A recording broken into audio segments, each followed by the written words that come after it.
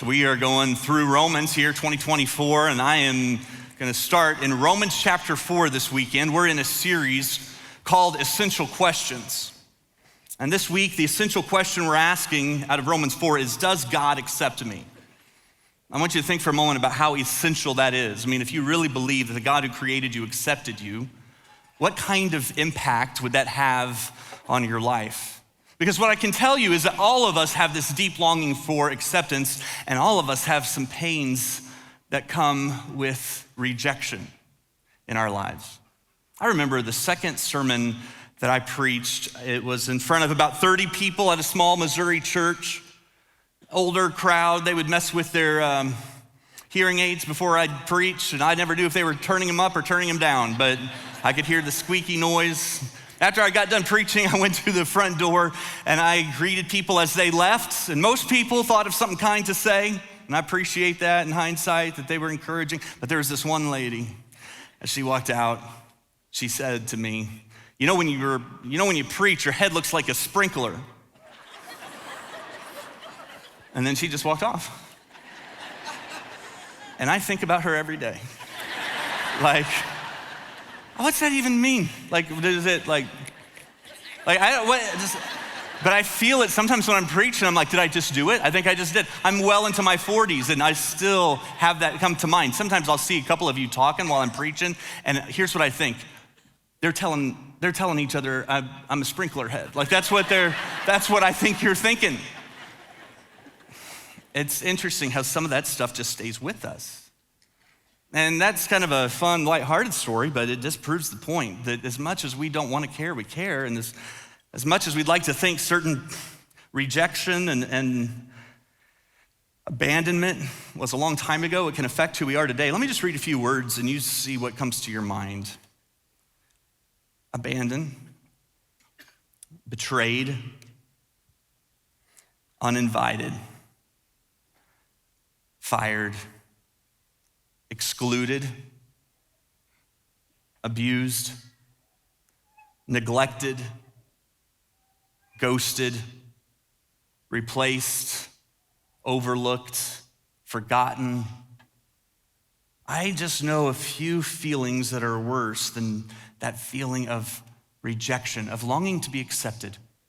When my middle daughter was just starting kindergarten, she came home from school, and at night, I was putting her to bed, saying prayers with her, and before she went to bed, she said, "Dad, would you pray that tomorrow at school I wouldn't feel sick to my stomach?" And I said, "Did you not feel good today at school? What happened?" And she told me about what happened on the playground at recess that day. There were a couple of girls playing, and she went over to them and said, "Can I play with you?" And one of the girls said, "Yeah, you can play with us, just wait right here." And the two of them ran off, and she waited where they said to wait, and waited and waited, and eventually realized they weren't coming back, and she saw them playing somewhere else on the playground, and she just said, "Dad, when I was waiting there, I started to feel really sick to my stomach, so would you pray that I wouldn't feel sick to my stomach tomorrow at school?" And I said, I'd love to pray for you. Dear God, you know those two girls. You know their names. You know where they live. Right? That's what I wanted to pray, because I want to protect her. I want to protect her from those feelings of rejection. And yet what you and I know, that in this world, there's no escaping that. And all of us can understand what she felt on the playground that day. There are different ways that we try to deal with it. I was speaking at a student conference, and a teenage girl came up to me afterwards, and she pulled up her sleeve, and I could see the scars on her forearm, scars on top of scars where she'd cut herself. And I asked very gently, I just said, "Hey, tell me what's going through your mind when you're doing that." And she said, "I see my dad walking out. I hear my mom telling me I'm worthless. I hear myself saying you're disgusting." And somehow the physical pain needs to match the emotional pain of that rejection. Some of you have worked really hard. In other words, what has driven you in your life is the rejection or lack of acceptance that you felt, and you decided, I'm gonna prove them wrong, I'm gonna prove them all wrong, and you've been successful in some ways, but it's never been enough. And even now you're still chasing it, and it never will be enough. Or maybe you jump from relationship to relationship. You never let anybody get too close because you don't want to be hurt again the way you were hurt. And so you self-sabotage, you keep your distance, walls get built up around you, nobody really knows you. People who love you and want to express love to you, you can't receive it from them because of your rejection, so you're rejecting them and they feel rejected, so they reject, and it's this rejection cycle that we can sometimes find ourselves living in, and we long to be accepted. It's interesting that my daughter, when she was explaining to me what she felt on the playground, used physical language to describe the emotional pain of rejection. She said, "My stomach hurts."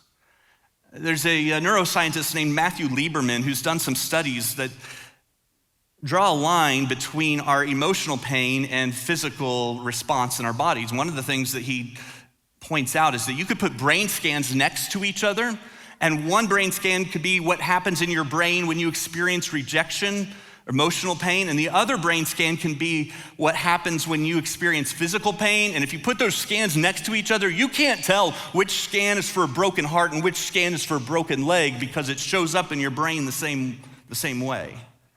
And he explains, argues, pain is the same. A friend betrays your confidence and it feels like getting stabbed in the back.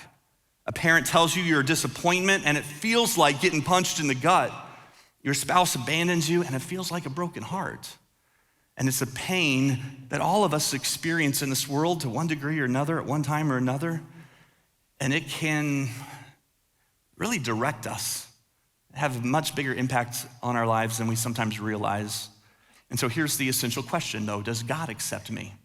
Because if God accepts me, then it changes how I process the pain of rejection from other people.